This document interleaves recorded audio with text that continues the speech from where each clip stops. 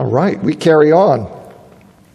2 Corinthians, at the end of last class, we just finished looking at chapter 11, verses 16 to 21, which is the final preface to the boasting in which Paul's going to engage in. The boasting he's about to launch into, as put in Proverbs chapter 26, verse 5, Paul is going to answer a fool according to his folly. See, not for self-glorification.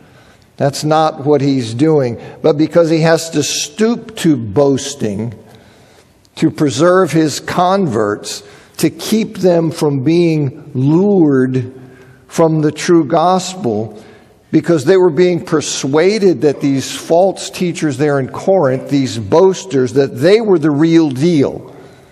And Paul wasn't. In other words, the boasting being done by these false teachers in Corinth had got traction, so Paul is forced to counteract it by going toe-to-toe with them. And in that process, he's going to imply that even the kinds of things they boast about show that they're wide of the Christian mark. Their whole lens for what is boastable misses the point. So we'll pick back up in chapter 11, verse 21b, the second part of verse 21 down through 33. Paul says, "But in whatever respect someone dares to boast, I'm speaking in foolishness.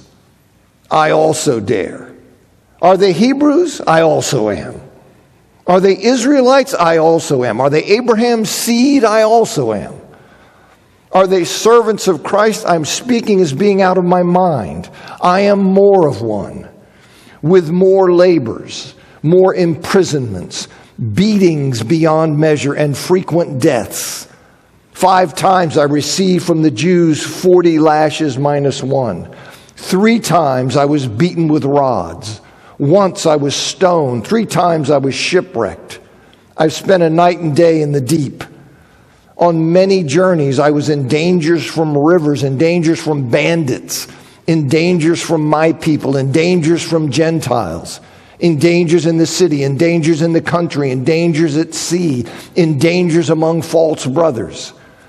I have lived with labor and toil, many sleepless nights, hunger and thirst, many times without eating, cold and nakedness.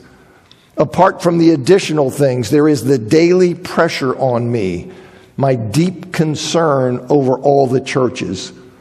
Who is weak, and I am not weak? Who is made to stumble, and I do not burn? If it is necessary to boast, I will boast about the things that concern my weakness. The God and Father of the Lord Jesus Christ, who is blessed forever, knows that I am not lying. In Damascus, the ethnarch of King Aretas was guarding the city of the Damascenes in order to seize me. And I was lowered in a basket through a window through the wall and escaped his hands. So Paul, he begins his boasting with a declaration that he is in no way inferior to any conceivable rival.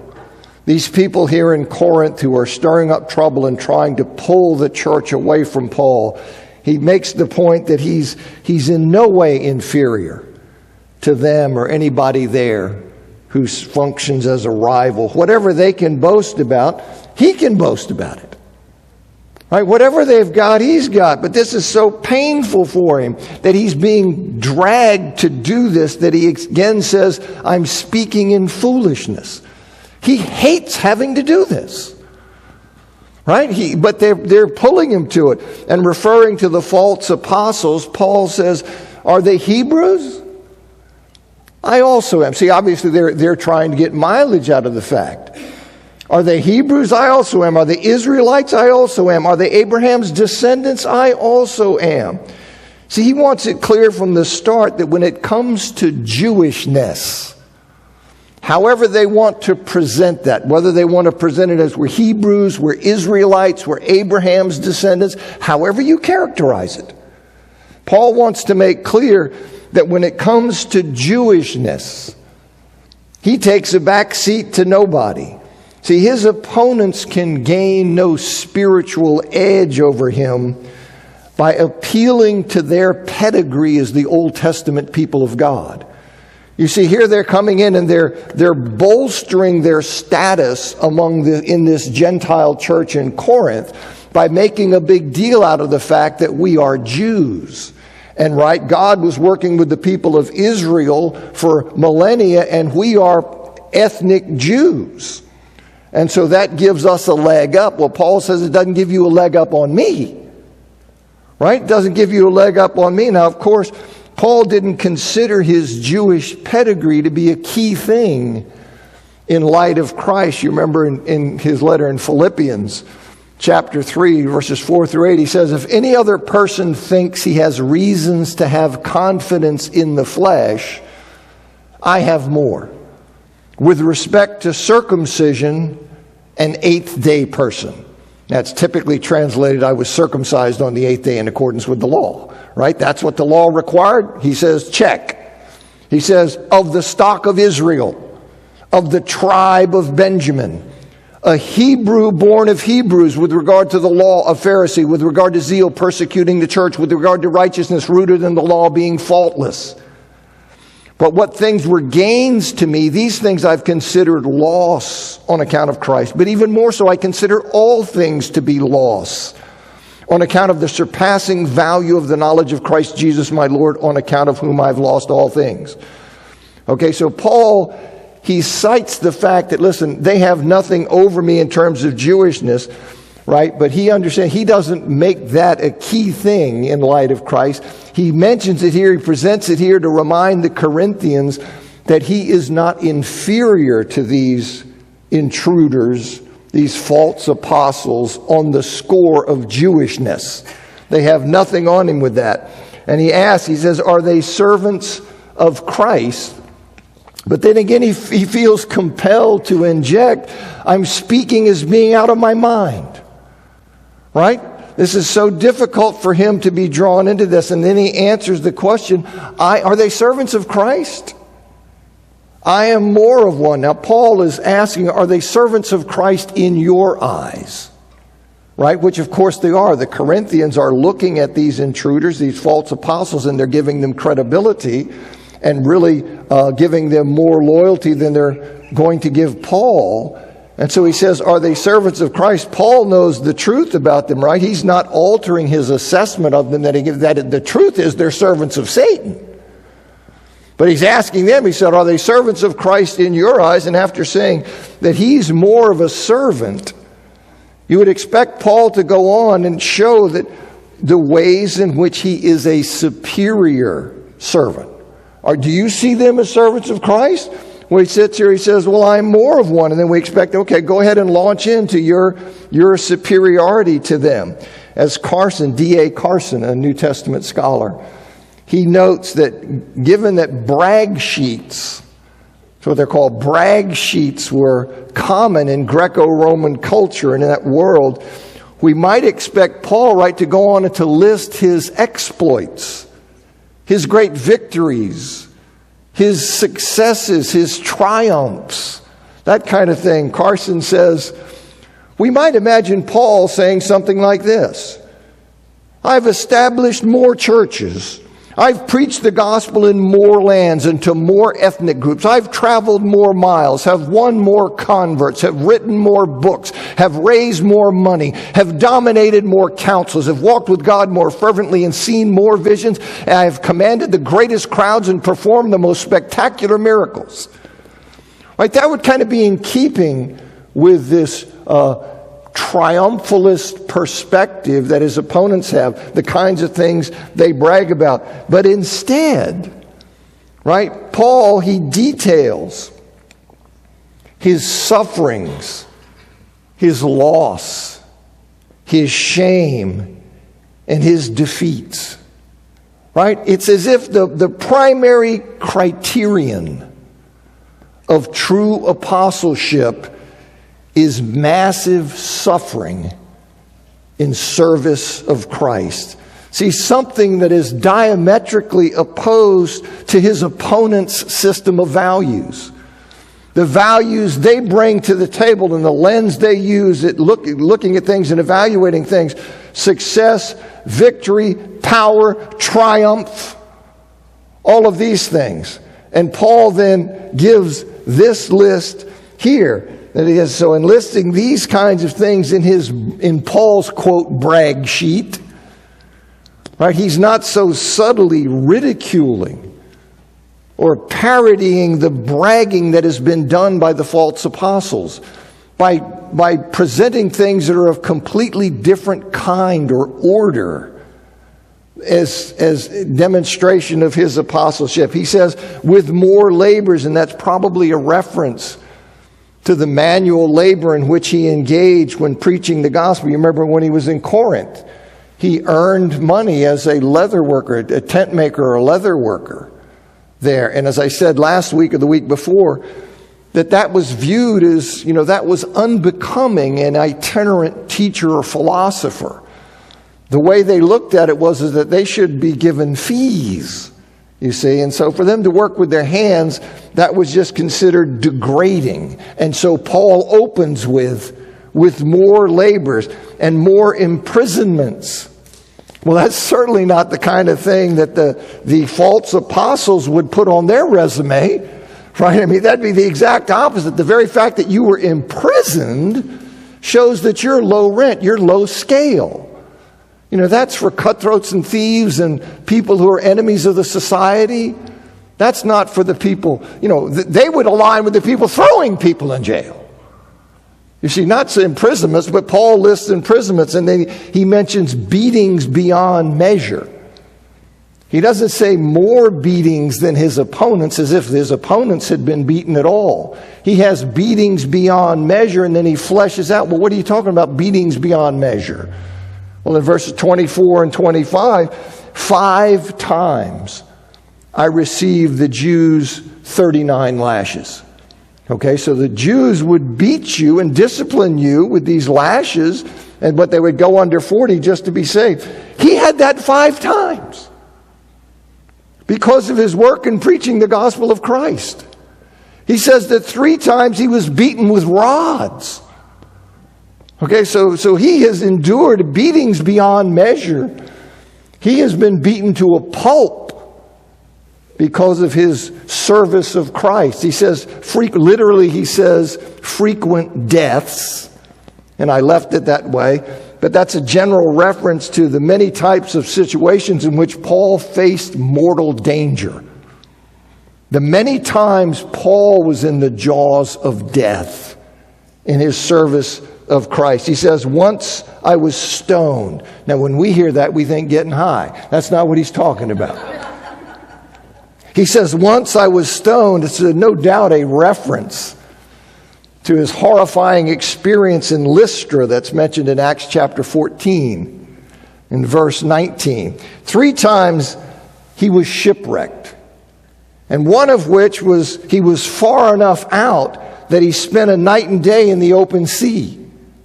Right? Perhaps clinging to wreckage until rescue arrived. But he's been shipwrecked here 3 times.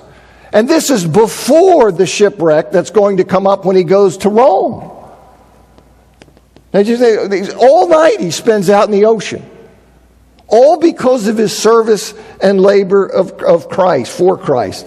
And in his constant movement in serving Jesus and spreading the word and being a aroma of Christ to a dying world. He's driven to go out and speak, and all that. In his constant movement, he faced a multitude of dangers, not the least of which was crossing rivers. And you say, well, we can just drive over them today. It wasn't that way. Right? Sometimes the currents were swift and everything. This was dangerous. And he also says he was in danger from bandits. You don't think there were criminals around? There have always been criminals. Right? In the parable of the Good Samaritan, the man's going down from Jerusalem. What happened? Well, robbers fall on him. They're going to take his stuff. They beat him and leave him for dead. So it's dangerous to just be out wandering around. Especially when you're not familiar with the territory you're going around. So this is what Paul says. He says here that he was in dangers in all of his movements from rivers. He was in danger of being robbed. He was persecuted by his people, by Jews. He was attacked by Gentiles. And he faced danger in all types of places. He faced danger in cities. He faced danger in the country. He faced danger at sea. All of this, you see, is not like victory. You see, I'm in a weak position. I'm vulnerable. I'm facing all these hardships, struggles, and dangers. And he was in danger from false brothers. Right? These are those who claim to be fellow Christians but are not. Right? And that gives them entree. That gives them access to the sheep, to the church. Oh, no, yeah. No, I'm with you. Right? But inside, what are they? Ravenous wolves. You see, so Paul said he was in danger from these false people. And this is a reference, of course, back to the false apostles that he's dealing with here, and that he referred to in chapter 11, verse 13. And most of those kinds of false brothers, these false apostles here in Paul's day, at least many of them, would be Judaizers. Okay, so Jewish people who came to believe Jesus as the Messiah, but they would not turn loose the notion that the old covenant continued in effect. And so they would come to particularly Gentile converts and say, yes, Jesus is fine. Jesus is the Messiah. Yeah, we're all down with Jesus. But if you want to be right with God, you must convert to Judaism and live under the Mosaic law. You have to be circumcised. You have to obey all the law. Okay? And so, see, that denies the sufficiency of Christ. It's trying to apply in the new covenant era an obsolete covenant, and that means that you're going to have to obey perfectly because there are no sacrifices available under that obsolete covenant. And so this is what this happens. He says, I've lived with labor and toil and many sleepless nights.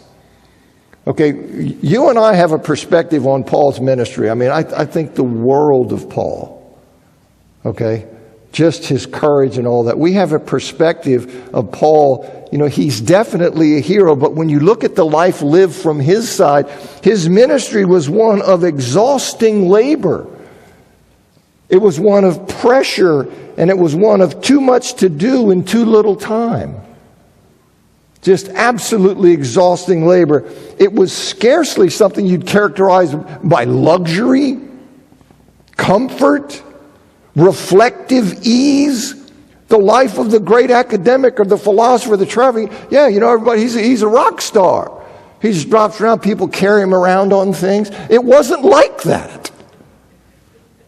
It wasn't like that for Paul. He says, I've lived with hunger and thirst.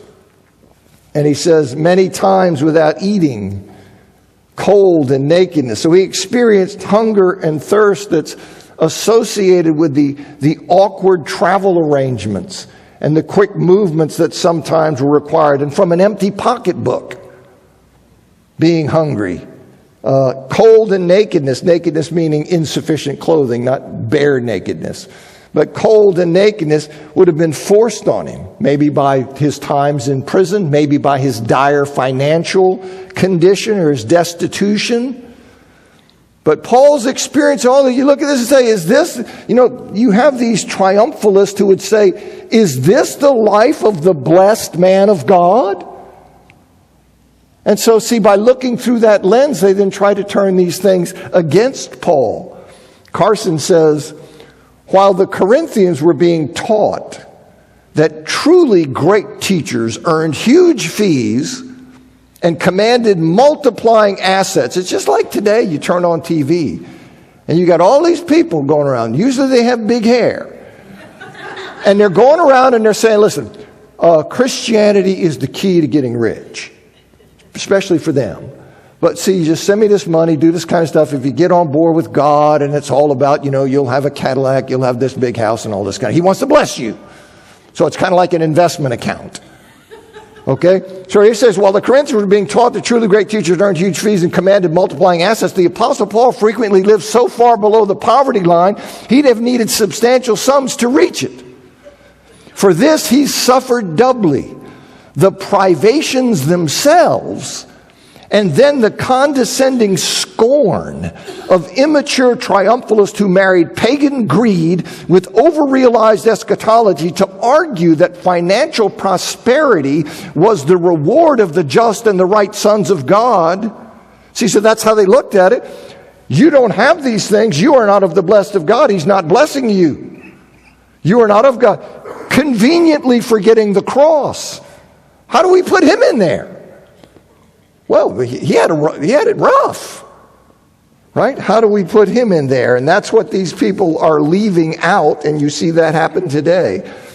And apart from other things that Paul could mention, he says that daily he has the pressure of his concern for all the churches. See, this isn't the self-centered worry that Jesus condemns in Matthew chapter 6, but it's a healthy concern for the participation of other people in the kingdom of God, as Jesus showed by weeping over Jerusalem. Right? He's there weeping over Jerusalem. That's the concern. Now, when saints are weak, Paul, unlike the triumphalists who despise any sign of weakness, but Paul says that when the saints are weak, he empathizes with their weakness. You is weak and I'm not weak. I am there with you. You see, he empathizes with their weakness, and when the saints are made to stumble, when they are led into sin, he burns with indignation against the behavior of those who facilitated that sin, which is what's happening in Corinth. You see, as people are teaching you, lying to you, and pulling you into sin and doing these kinds of things and facilitating that, Paul says he burns who's led into sin or who is made to stumble, and I do not burn. And then Paul's parody of the self-praise that people wrote in their own honor. That culminates here in verses 30 and 33, where he refers to his escape, his escape from Damascus that's reported in Acts chapter 9, verses 23 to 25. Right, Paul's Christian life, this, as you know, is early in Paul's Christian life. It pretty much began not with him exercising rank and power and status in the society, right? But rather with those powers allied to kill him. That they wanted to kill him there in Damascus.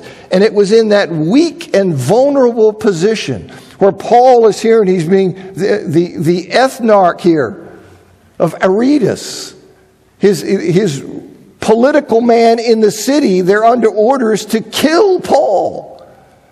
And so Paul is here, he's in that vulnerable position, but in that weak and vulnerable position, that's where God delivered him. Okay, through the work of the disciples in Damascus. And he did so not by the glorious means of military heroics, right? Paul wasn't turned into the Hulk, and then he comes out, kicking everybody, rips down everything, and then storms out. Right? In this great victory, in this triumph, and this kind of, that's not how he was rescued. He was rescued in the very inglorious means of slipping out, hiding in a basket, and being slipped out through a window in the wall. Right? That's how God rescued him. There was nothing about that in which Paul could glory. It was God's power that rescued him in the midst of human weakness. And that's what Paul sees and understands. Then he says in chapter 12, 1 to 10, it is necessary to boast, though it is not beneficial. I will come to visions and revelations of the Lord. I know a man in Christ that 14 years ago, whether in the body I do not know or outside the body I do not know, God knows. Such a man was caught up to the third heaven. Indeed, I know such a man, whether in the body or apart from the body I do not know, God knows, that he was caught up into the paradise and heard unspeakable words which it is not permitted a man to speak. I will boast on behalf of such a man, But I will not boast on behalf of myself except in my weaknesses. For should I wish to boast, I will not be foolish. For I will speak the truth, but I refrain lest anyone credits to me beyond what he sees in me or hears from me, particularly because of the excellency of the revelations. Therefore, lest I exalt myself, there was given to me a thorn in the flesh, a messenger of Satan, that he should batter me, lest I exalt myself. Regarding this, I 3 times appealed to the Lord that it might depart from me. Yet he has said to me, my grace is sufficient for you, for my power is perfected in weakness.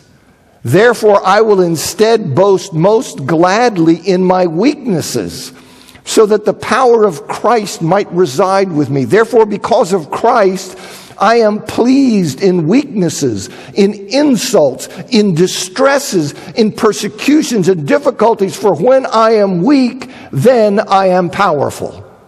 Or many translations say, then I am strong.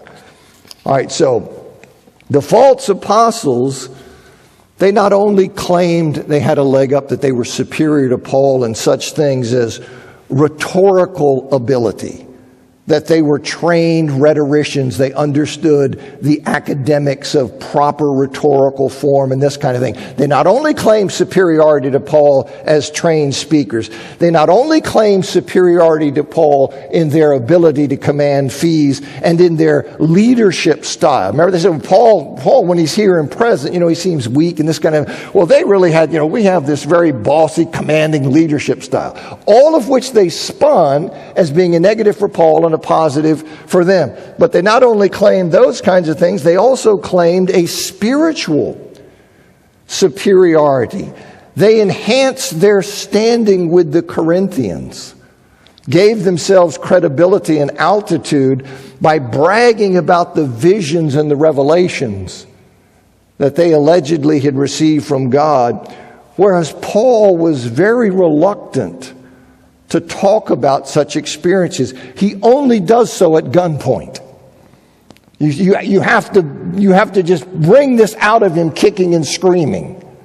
Okay, these kinds of things. And Paul again notes here that his boasting is not beneficial, and that either means under normal circumstances, or he means that boasting about these specific things about visions and revelations, because they are subjective and can be made up by people, that they are not beneficial in terms of because they're unverifiable claims. So either way, he's saying, look, boasting is not beneficial, but because of the situation, he's going to go on and speak about visions and revelations. And yet he finds this is so painful. For him to be pulled to do this, it's so painful for him to do it, so embarrassing, that he can only bring himself to do it in third person. He has to distance himself from this to even bring himself to talk about it, because he just feels that awkward or ill at ease in talking this way about himself. So he does it in third person there. And he says that 14 years before, he says, I know a man. You'll see clearly he's talking about himself.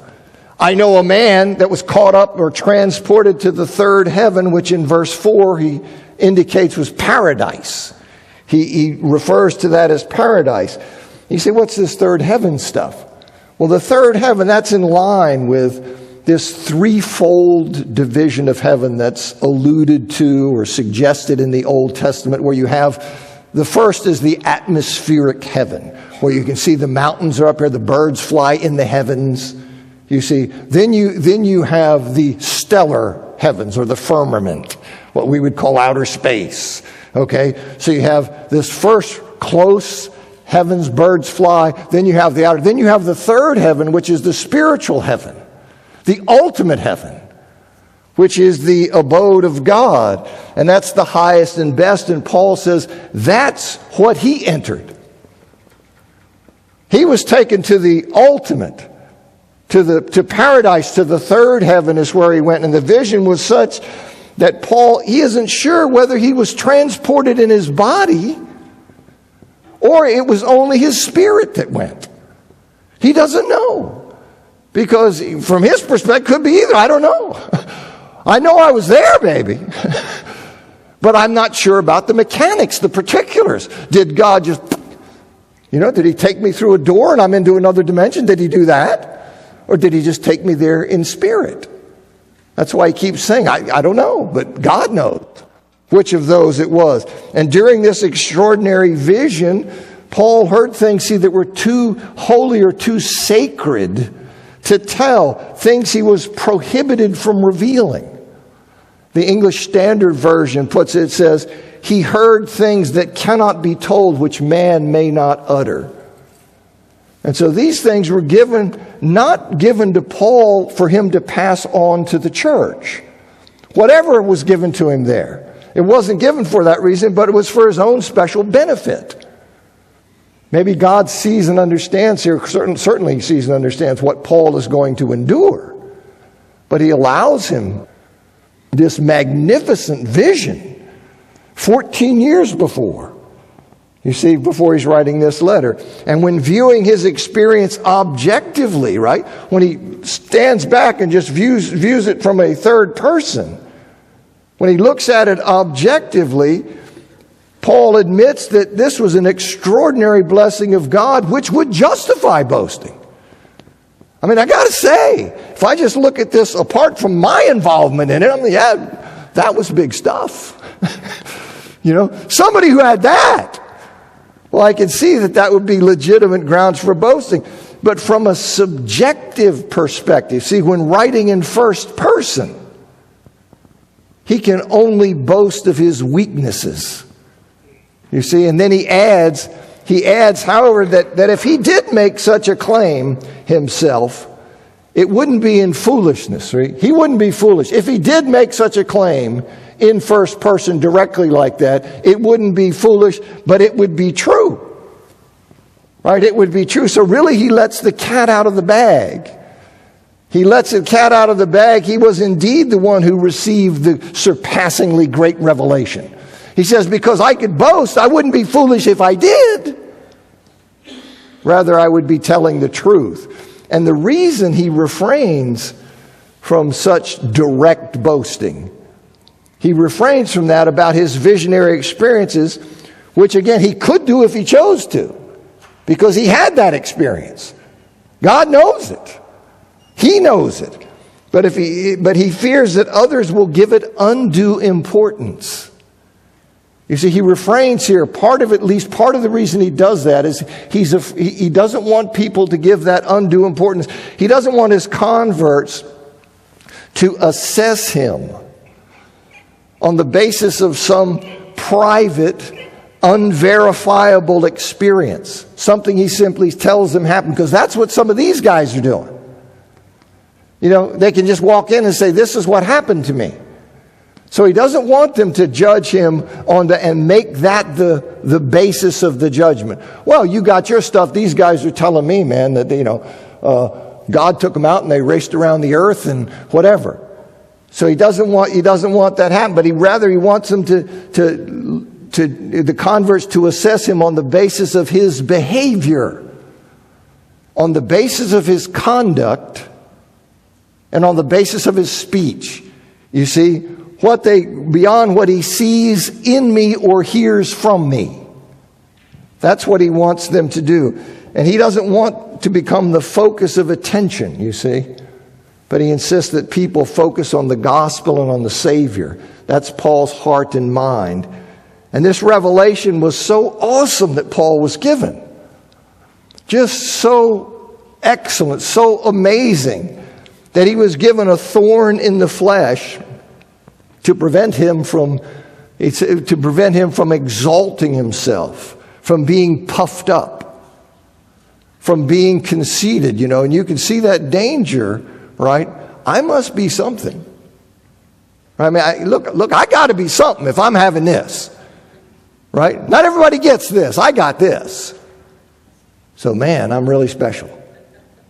You see that danger. So he's given his thorn in the flesh to prevent him from becoming conceited. And we don't know what the thorn in the flesh was. Right? It's never spelled out for us. We don't know what it was, but it was probably some kind of significant physical ailment. Some kind of significant physical ailment, perhaps something that also was embarrassing. Whether it had something to do with his eyes and made him look funny, I don't know. But he's got this thorn in the flesh that he has. And Paul sees this thorn as simultaneously the work of Satan and the work of God.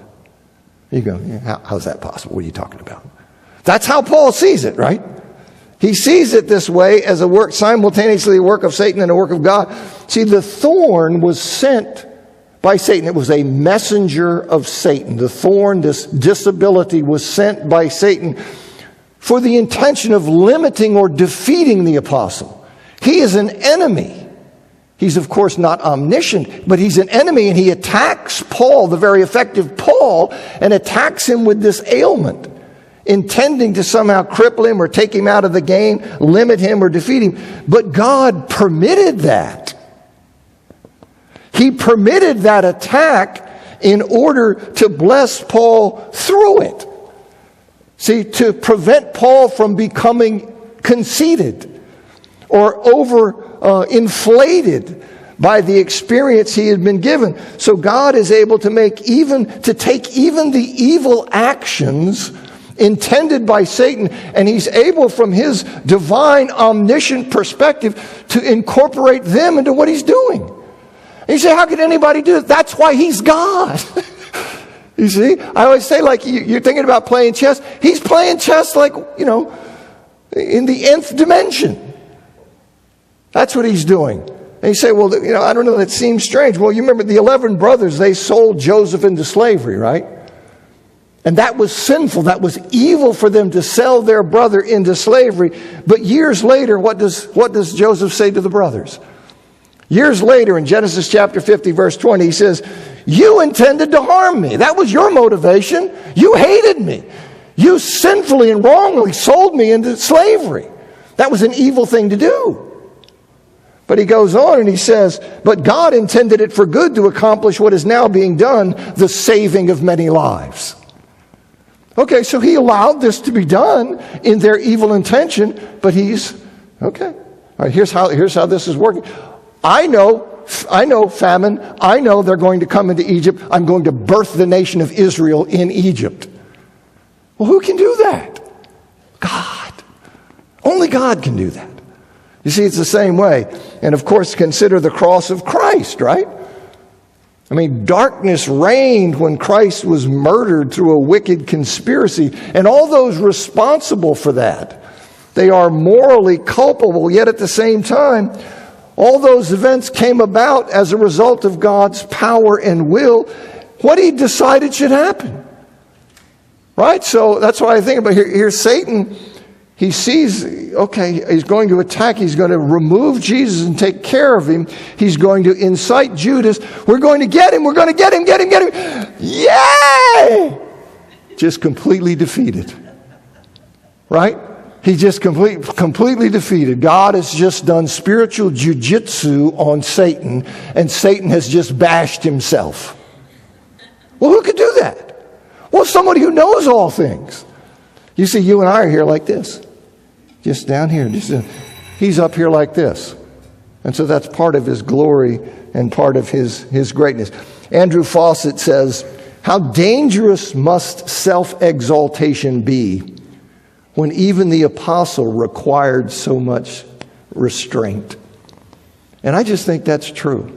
This idea of being puffed up, conceited, prideful. Pride is such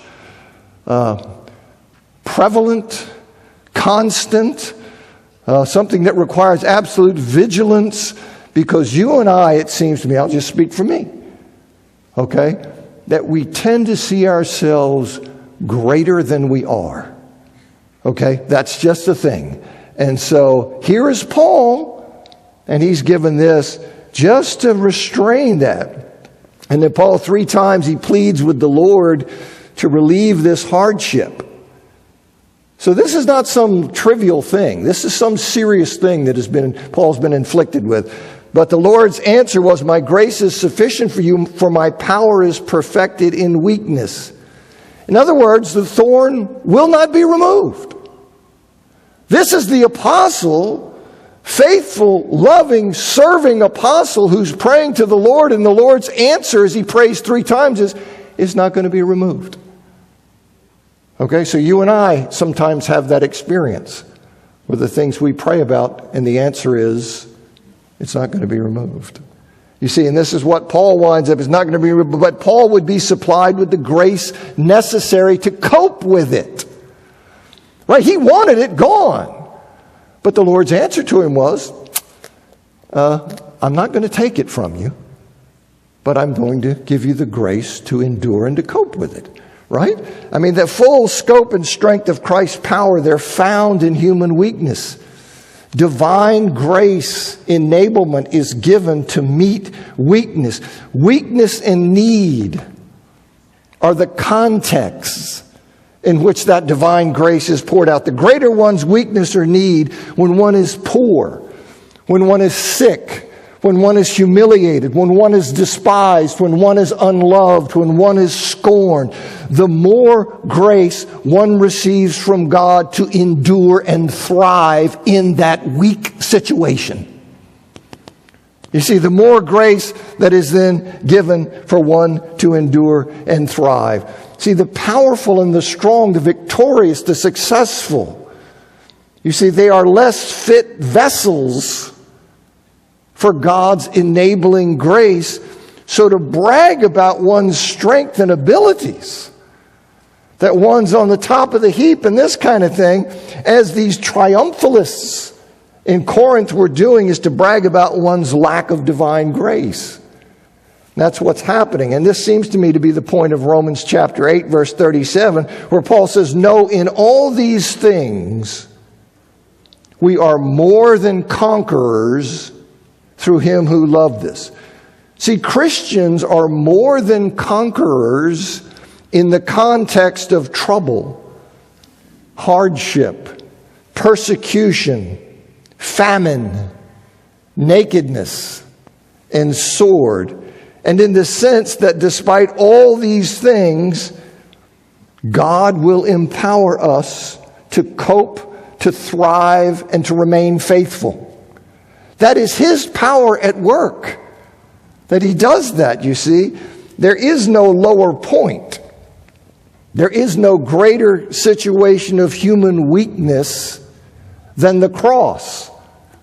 That was the ultimate low point for a human being, stripped naked and put on a cross. For everybody to ridicule you and mock you. There's no lower point than that, but it's here that God's strength was supremely manifested in Jesus. Right? So that's just, see, this weakness, these things being without, that is the receptacle, that is the context in which God pours his strength, his enabling grace into a person's life, so that the person lives victoriously in that sense of continuing to live and be faithful and to be strong in that situation. They even gave me a minus on here. Minus 30 seconds. I stole from you. Thanks for coming.